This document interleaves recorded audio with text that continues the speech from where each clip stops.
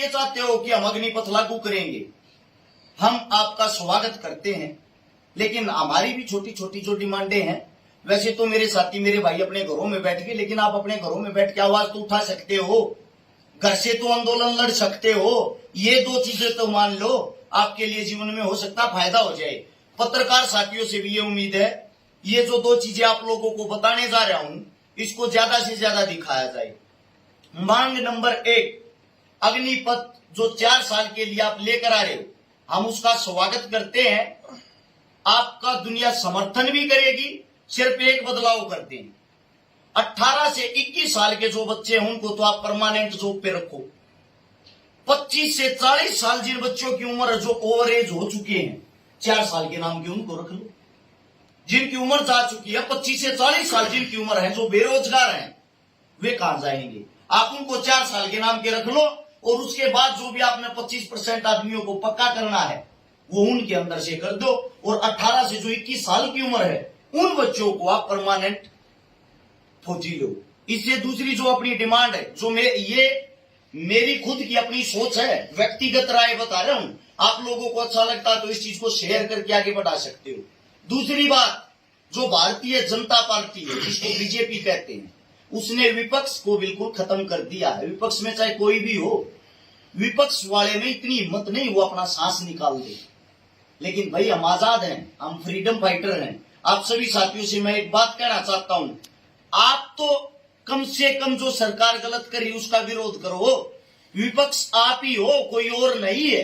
एक मेरी ये आप सबसे विनती है, जितने भी भारतीय जनता पार्टी के कार्यकर्ता, इनके साथ जुड़े हुए इंसान, जब तक आपका अग्निपथ वापिस नहीं होता है, आप उस इंसानों का विरोध करें अपने घर में बैठ के।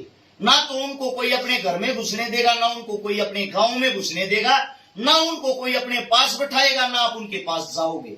हम भी देखते हैं ये आपके पास कैसे वोट मांगने आते हैं, आपके पास किस हक से भाईचारा रखने के लिए आते हैं। खट्टर साहब ने कहा कि 4 साल बाद गारंटीड नौकरी देवांगे।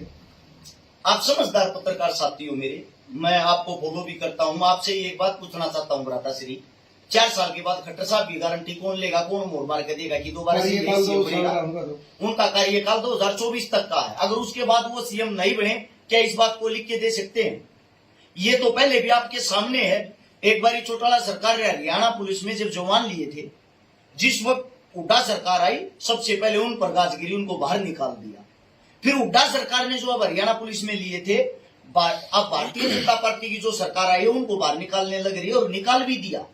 अब आगे आने वाली जरूरी थोड़ी यही सरकार है, क्या पता कोई और सरकार आ जाए। कोई और सरकार जब आएगी, इन अग्निवीरों को बाहर निकाल दिया और ये बोल दिया जिन्होंने आपको लिख के दिया था वही नौकरी देंगे, उन्हीं के पास चले जाओ। फिर क्या करेंगे? आपकी बात जायज है, बच्चे फार्म भर भी रहे हैं। हम इस चीज का ये भी नहीं कहते किसी को कि हम किसी को रोकेंगे भैया फार्म ना भरो, क्योंकि नौकरियां पहले ही बहुत कम है। लेकिन मैं उन साथियों से एक बात पूछना चाहता हूं, जिस गंद में आप कूद रहे हो, 4 साल के बाद आपको लात मार के जब बाहर निकालेंगे, उस वक्त आपके पास रास्ता क्या होगा? क्या 4 साल में जो आप कमा के लाओगे उसमें आपका जीवन पूरा हो जाएगा क्या? मैंने पहले भी बताई, आज फिर बताना चाहता हूं। एक गौर से इस बात को सुनना, 30,000 रुपए सरकार पर मंथ आपको तनख्वाह देगी। कैश 21,000, कैश 21,000, 9,000 रुपये कटेंगे, 10 मान लो 10 कटेंगे, 20,000 बच गए। 20,000 में कहे दलाल भाई आपको भी पता है 10,000 रुपए पर्सनल आदमी का खर्चा हो जाए महीने में। नौकरी लगने बाद 100 बढ़ जाए, 10,000 का खर्चा परिवार का भी हो जाए। उसकी जेब में कह रुपये बच्चे, वे 10 जो कटल ना करिए। उसने नौकरी करी 12 चौक 48 महीने। 48 महीने में उस इंसान ने रुपये कमाए 4,80,000। जब वो 4,80,000 रुपए कमाओगा तो आप क्या सोचते हो घर लेके आएगा? वो बिल्कुल नहीं लेके आएगा। क्यों नहीं लेके आएगा? क्योंकि उस टाइम पे चमचागिरी और ज्यादा बढ़ जाएगी। वो सरकार की चमचागिरी करेगा, अपने नेता की चमचागिरी करेगा, अपने अफसर की। पता क्यों? उसको उन 25% वालों में पक्का होना है। पक्का होने के लिए वो रिश्वत देगा, पक्का होने के लिए वो उनका चमचा बनेगा, वो देश का सिपाही नहीं बनेगा। जो 75% घर आओगे, कहीं ना कहीं एक चीज पक्की होगी, जो 75 घर आएंगे समाज में ताने दिए जाओगे कि तेरे अंदर काबिलियत नहीं थी, तू 25 में जाओ है, तो फौजी नहीं कहूंगे लोग। ये 100% बात है, उनको ताने ही मिलेंगे। इतना अच्छा होता तो तेरी गिनती 25% में होती। और ये बात सत्यता, ये बात उनको फेस भी करनी पड़ेगी, उनको उस टाइम पे फील भी होगी। लेकिन उनके पास उस टाइम कोई ऑप्शन नहीं होगा, फिर आप जैसे हमारे जैसे पता क्या कहेंगे, तुम्हारे लिए लड़ रहे थे तब कहां थे भाई, तब तो तुम चूड़िया पहन के अपने घरों में बैठ गए। कई कोचिंग सेंटर भी ऐसे हैं जिन्होंने इतना दबाव डाल दिया है, जो सरकार के साथ डायरेक्ट संबंध बनाते हैं, सरकार की थाली में खाते हैं। उनका सिर्फ यही काम है, वो लोगों को, बच्चों को, युवा बच्चों को बहलाते फुसलाते हैं, बेटा 4 साल की कर लो, या भी नहीं मिलेगी फिर कड़ा जाओगे। ये लोगों की सोच है, छोटी मानसिकता। आप सभी साथियों को बता दूं, भारत देश के अंदर 1 करोड़ सरकारी पद खाली है।